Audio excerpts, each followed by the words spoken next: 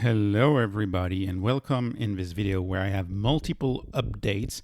I'll be covering HIMS, SuperMicro, Tesla and the Robotaxi event, Enphase related to the election, and then Apple. So let me get started with HIMS. Many of you have asked me, what do I think about the acquisition of this compounding outsourcing facility, this 503B facility, Medisource RX, that Andrew Dudum, the CEO of HIMS, announced on September 9. With much fanfare, really happy for them to acquire it. That will be the third facility that they owned. You may know that they own one in Columbus and they own one in Phoenix. Well, there you go. Now they own a third one in Los Angeles. It seems like this company has a few dozens of employees, between 10 and 50 employees.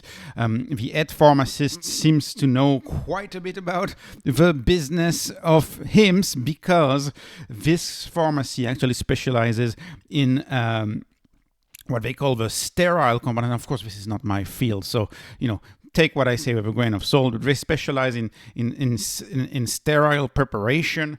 And of course, if you know anything about GLP-1s, you know that these vials right there are what HIMS is selling in its GLP-1 emergency use authorization product of Ozempic, right? Their non-branded version of Ozempic with the same active ingredient. They use those vials. This is a pharmacy that specializes in compounding such medications. And of course, they acquired that pharmacy, right? That compounding pharmacy facility, outsourcing facility. They acquired it for a price that we don't know. But we do know when you read the letter of their announcement, we do know that this will be mostly for GLP-1 injections. This additional facility gives us the ability to continue to deliver on sterile compounded products like GLP-1 injections. So this will be used to outsource the manufacturing of GLP-1 injections, in my view. And so it removes over the long run a lot of the fears that the short seller has spread about their supplier in Idaho or Utah, I believe in one of their former suppliers. Those fears should be greatly abated by the fact that they are now buying it from their own company. Medisource RX is going to be their own company, and that is a big deal. So this is a company that's gonna walk towards expanding its margin because of course it's not outsourcing anymore. Now it's making the product in-house, the compounded drug in-house. I think it's very bullish and the market agrees with me. The stock is up quite a bit on the news.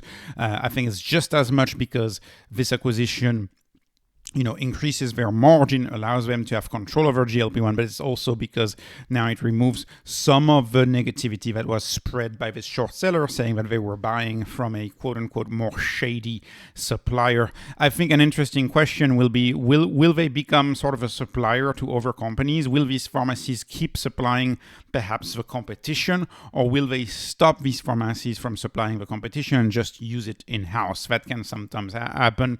I think they will do the latter. I don't think they will do like a SoFi with Galileo and servicing other companies, right? So that's what I think, but we'll see how that goes.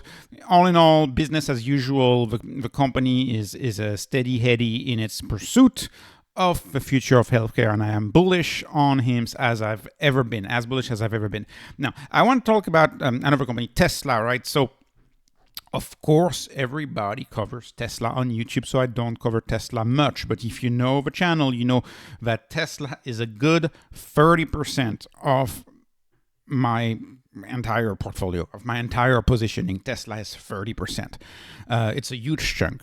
I have leaps, and of course the stock in real indirect. And then I am so confident about this company. It's not even funny how confident I am. But 1010, of course, it's become fashionable to dismiss Tesla's F14 FSD, Tesla's D14 Robotaxi. They say Robotaxi is never coming. It's fake. It's not going to happen. I just want to point out that we have a proof of concept in the form of Waymo and the Waymo 1. Granted, Waymo uses a lot of human monitoring for their vehicles, but nonetheless, Waymo, this is a video from a few hours ago. Waymo hits 100,000 weekly paid rides. paid rides.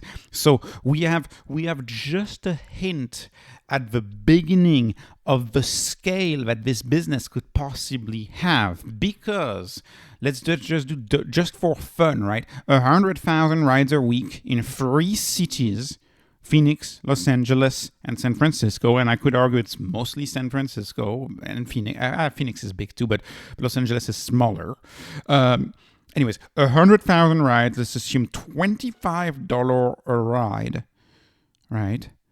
You know, and that's 100. That's actually 4.3, but that's. Wait. I made a mistake here. I made a mistake. So anyways, feel free to go back to my calculations. I think I made a mistake in this.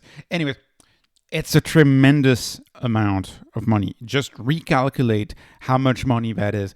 So 100,000 weekly rides. So that means that's actually that's 10 million per month. But it doesn't change my point. It's 10 million per month, a little more than 10 million per month.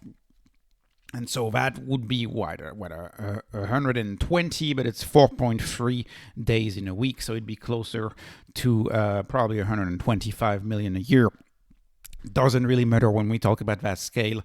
Imagine this in every single city in America, in every single neighborhood in America, and then take that imagination, put it into context. America is only 5% of the planet, and expand that to the rest of the world. Expand that to China, expand that to Europe, expand that to India, and you get to numbers that are absolutely insane. And that's the point that I'm trying to make here. Sorry about the miscalculation here. This is real. Tesla self-driving is real. And this is what the vehicle is rumored to look like. It's rumored to be a two-seater. I think it would make a lot of sense because, you know, if you follow Pareto's law in the 80-20, most rides taken by in Ubers are 2 people. It's very rare that it's more than 2 people. And if it's more than 2 people, then you could order 2 rides. The app, this is an example of the app with the Tesla marketing. It's very easy to develop an app like this. Waymo has its own app, of course, and Tesla uses the fact that it's already got the Tesla app installed on so many Tesla owners. So Tesla owners, first of all, they can be counted on to be the first customers of a robotaxi system will be the Tesla owners. And right there, that's a major market. I want to point another thing that I love about Tesla. And of course, Tesla came under tremendous backlash a few years back when they were removing lidar from their cars. No more radar type technology, no more sensors. They were removing them, and Elon Musk was saying, "Oh, all you need is cameras. Sensors are pointless."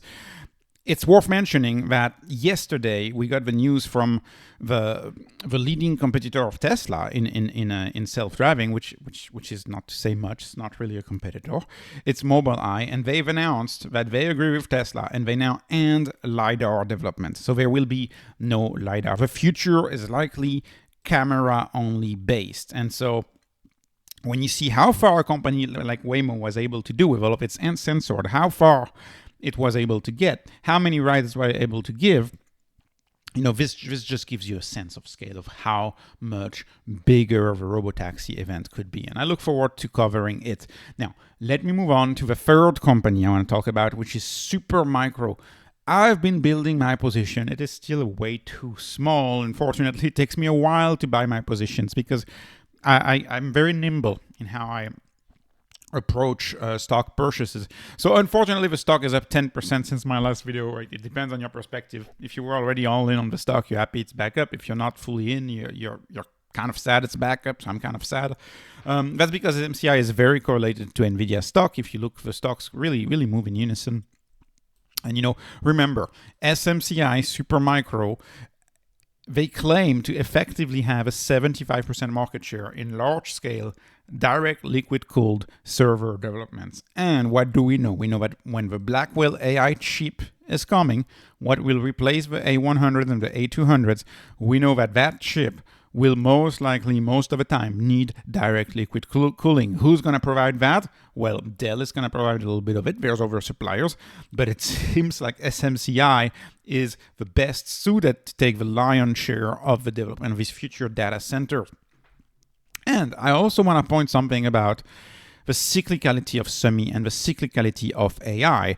Many of you have told me in the comment section, well, AI is cyclical, semiconductors are cyclical. Look at the historic nature of it. People are going to build the data centers, and then we're just going to exploit them for a few years, and then they will rebuild, and then they will rebuild. But we go to like cycles that last multiple years of bull market and bear market within the semi industry.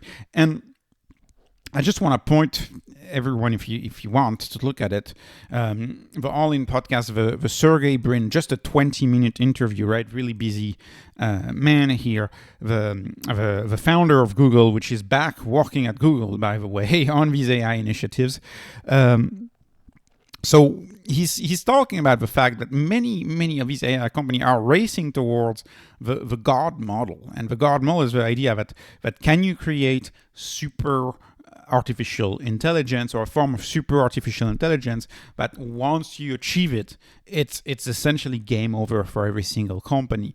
And this is the same point that was made in this book. If you read the book, the Coming Wave from Mustafa Suleiman, it's all about how quickly can you get to the AI that is so intelligent, where you ask the AI, okay, well, just tell me how to dominate entirely my industry.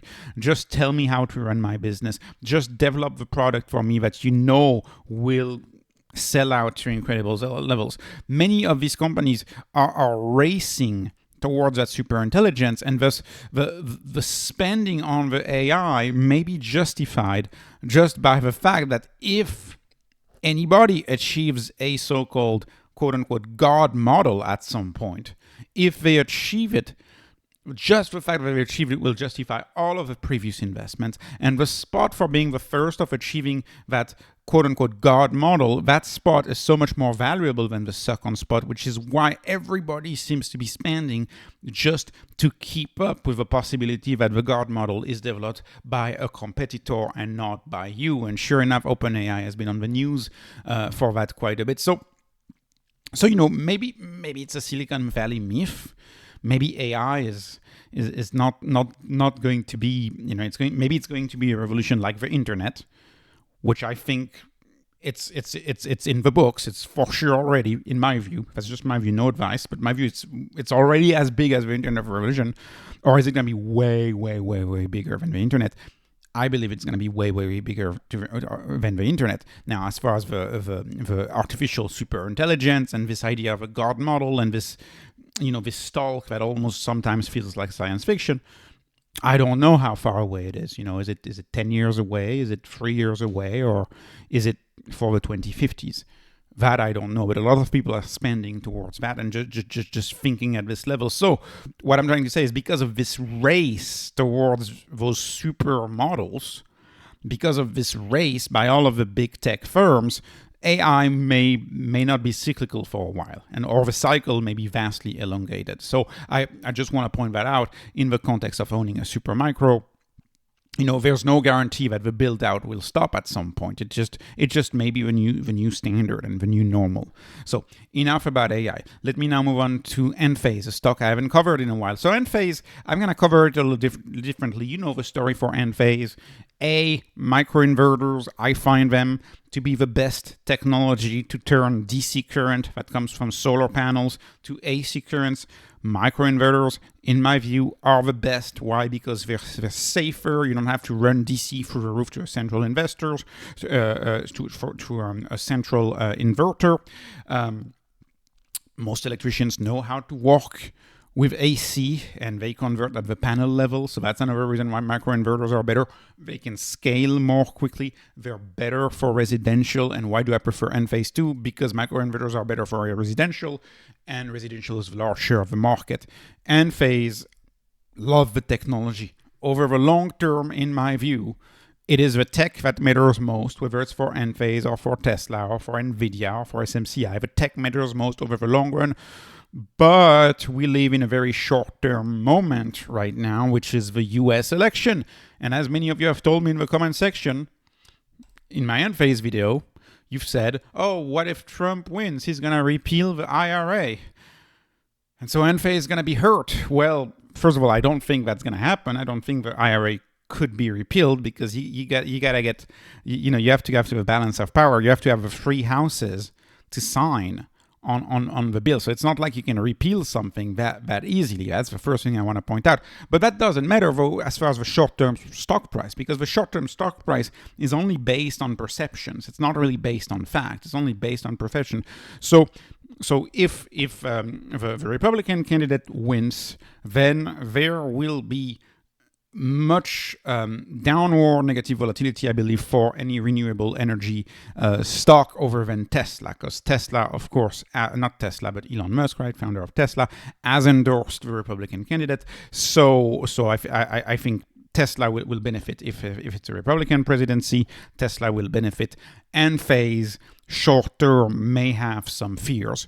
On the other hand, and because Enphase is a very large position for me, on the other hand, right, Enphase is my second position after Tesla. So on the other hand, and we've noticed that as soon as Kamala Harris, in the debate, her debate performance changed the prediction market. A lot of people started making predictions in the other way. A lot of rumors started saying, oh, well, now the consensus is like, oh, she's gonna win. So you had a lot of social media chatter about that. The stock of Enphase went up 6%. So what does that tell you? This is a stock that's highly sensitive to a win from the Democratic candidate. Enphase is highly sensitive to a win from the Democratic candidate.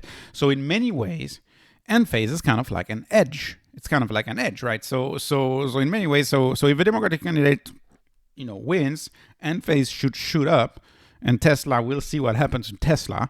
And then on the other hand, if the Republican candidate wins, well, Tesla should shoot up, and I guess Enphase, we will have to deal with the short-term fears of people saying, oh, the IRA is going to be gone, Enphase is going to be, not getting the benefit anymore. Over the long term, it doesn't matter, but over the short term, if you're trying to add to different positions, I guess it matters a little more. I want to make this point very clear about America. This is the beauty of the predictions. So if you look at the predictions, let's forget about the presidency for a little bit. So the Senate is guaranteed to be Republican almost. If you look at all of the seats that are up for grabs, which means that whatever, and the opposite is true for the House. So whatever happens, it's going to be a stalemate, right? Nothing's going to go through. And so this is the beauty of doing business in America, is just whatever the leadership is, nothing can ever really change. Look at the student loans, right? It didn't change despite the Democratic power that be trying so hard, every single thing they could, trying to cancel the student loans. That didn't go through. I mean, there were some executive orders, but that didn't work. And the same could be said on the other side. This country, in my view, in 7 months, my country, I'm working on my U.S. citizenship application. In my view, is a beacon of stability. It is just stable just because the fact that all 3 houses need to be aligned to pass anything but a budget bill. And so that means that the disruption compared to Europe, compared to where I'm from, the disruption in the US, I see it as so minimal from politics. I see that disruption as so minimal from politics. Granted, to say, if you look at the polls right now, and I mean, in my view on the election is, it's really only 2 states that matter. This is from Polymarket, by the way. All of this is from Polymarket. To me, there's only 2 states that are going to matter to decide this election. It's Pennsylvania and it's Nevada. And these 2 states need to, if Trump wants to win, these 2 states need to be won by Trump. And Trump is currently still leading in both states. So that's why the popular vote may go one way, but it's really those 2 states that seem to matter in my view. All of the other states are pretty set. Like, for example, I don't think Trump will flip Wisconsin or Michigan like he had in 2016. I don't think that's going to happen. It's still Pennsylvania. It's still Nevada that are going to decide the election. And right now, they're leaning towards a Republican candidate. So, yeah, if I were both of them, either side, I would campaign in both of those states. spend your billions of dollars in ad money only in those states, because these are the 2 states that are going to decide, right? I live in Texas. I can tell you which way Texas is going to vote. I'm not even worried, right? So it's like I remember the Beto days in Texas, and people were saying, oh, he's totally gonna win. It's like, and then it was a catastrophe. The red states stay red, the blue states stay blue. And we know we'll see what happens. I don't really know who's gonna win, but right now it's looking like those 2 states are gonna go to Trump, which means that it would be beneficial for Tesla, would hurt Enphase in the short term because of the rumors. Over the long run, I don't think this matters much. If you look at the data, the stock market goes up in election years, whichever side wins. Doesn't matter on the side. On election years, the stock market usually go up right after early November, the election, right? Okay, let me conclude with Apple. So let's talk about Apple. So obviously, as it is, fashionable to do, every time Apple releases a new event, and this has been the case since 2015, people just criticize Apple. It's natural. It's become a law of nature at this point. It's become like the market. It's like you always criticize Apple. Everybody criticizes Apple, and I don't. I've spoken positively about Apple multiple times on this channel, and I want to call your attention on the performance of the stock. The stock looks like an exponential. It's just an exponential curve. Point number 1, and then point number 2. Remember the 2019 interview when Apple was crashing in 2019. Tim Cook was saying, I believe the greatest impact of Apple will be on health, and I see this strategy at Apple very clearly whenever I see their new product presentation, mostly the September one, which they do every year, which is where they have some of the more innovative announcements. And I just want to point that out. And by the way, it's a stock that I don't own. I own it through index funds, right? The QQQ. I don't own S&P 500 index funds. The triple Q, Apple is 10%. So you're going to have 10% Apple exposure. So that's why Apple is very important for the market. And, Apple is it's trying to escape the reach of a company like Apple is kind of like trying to argue with gravity.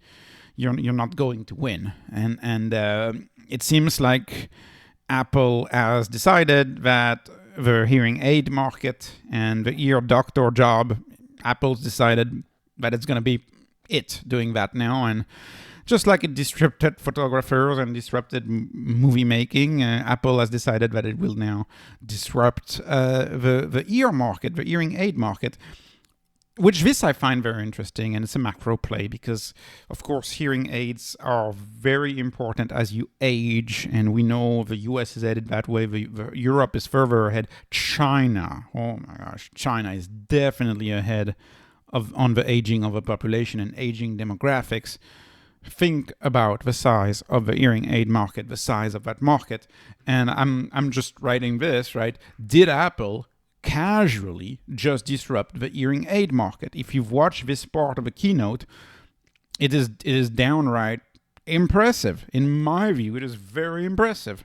So not only does it do a pure tone hearing test, which I did a little bit of research today on audiology. That's one of the mainstream tests that's performed by ear doctors. This is one of the mainstream tests. By the way, in typical healthcare fashion, it's almost impossible to find the cost of that test if you're paying out of pocket. You can find the cost of that test. They say, oh, usually, your copay is going to be $35 if you get an hearing test. To get the full price of a hearing test, I had to do a long time of research. And from my understanding, a full price of a pure tone hearing test at a doctor's office, if you pay cash out of pocket, is between $175 and $200. So that's based on my understanding. Well, guess what? You could pay $175 or $200, or you could just buy this, which has an FDA pending pure tone hearing test in these devices, it does the test. They demonstrated it on video. I recommend you watch it if you're interested, for $249. And of course, next year, these won't be $249, right? Next year, they'll be $179. So, right. And then 2 years from now, they'll be $129. So essentially, give it 18 months. And the cost of the hearing test is at the doctor's office is more expensive than the cost of the AirPods Pro 2. And these AirPods Pro 2 have an hearing aid, an FDA authorized, I saw it today, it was approved today, FDA authorized hearing aid, and this is, and of course we can go into the granularity and say, oh, it's not the same, this, that. This is the cost of hearing aids. They're thousands of dollars. And this product is essentially going to be at the very least good enough for $249. And it's not going to stay $249, right? It's going to be $179, $129 very quickly. So read these headlines. Could forever change how people access hearing aids. The Apple AirPods Pro. You can look at it. You can read about it. I think it's pretty insane, personally. And they've just selected the hearing aid market to be disrupted. That's what these companies can do. I am amazed. I'm so happy to own Apple through index funds. I don't think it would make sense to own it directly, but when I see my triple Q and my leveraged triple Q positions, I'm like, this doesn't worry me at all, right? This doesn't worry me at all. You know, you can get all of the fines that Europe wants to place on Apple. It's okay. Apple is just gonna disrupt. You know, you wanna place a fine on Apple for whatever you think. Well, it's okay. Apple's gonna disrupt your hearing industry. Anyways, it's stunning, and of course that's not the only thing that they're looking at, right? Sleep apnea. I don't know as much about that condition, but it's also a condition that impacts more than 1 billion people, and it does that. And of course, add that to all of the things that it already does, like predicting heart attacks, like running EKGs. It already does so much. Now add a sleep apnea to it. So to me, this company, as far as the innovation goes, is pretty stunning. And I'll finish by making this prediction that eye doctors are next. And eye doctors are an even bigger market, aren't they? Eye doctors are next. And perhaps the glasses market is next. And perhaps who's going to disrupt eyewear, eyeglasses? Well, perhaps it's going to be Meta and Apple together who are going to disrupt that. This is the Apple Vision Pro, right? It's a $3,000 device. And, you know, I just want to call your attention, if you want to read a little bit about what this device is capable of doing, which is the Army F35 VR headset for $400,000, I'll give you a hint. One of these devices is much more technologically advanced than the other, and it is also 2 orders of magnitude cheaper. That's just the point I'm going to make here. And I find this company quite amazing. Don't let the media influence you and tell you how to think, because the media is just entirely dismissing Apple over and over and over again, not understanding the deep disruption philosophy and the deep disruption roots that this company has, and I believe still has embedded within the DNA of the firm, right? The founder, sure, is an operator, right? Tim Cook is an operator, sure, but the soul of the company is still there. And I tell you this as someone who has never owned an Apple product, because I'm cheap and I prefer to buy stocks. I've never owned an Apple product. This year is likely the year I'm going to change. My Android phone is slowly dying. I might switch to Apple because of that, because that's just becoming too good. So anyways, this was not investment advice. This is just entertainment. This is no financial advice. Please like, please subscribe. Thank you for watching. Thank you for your support of the channel, and have a wonderful day.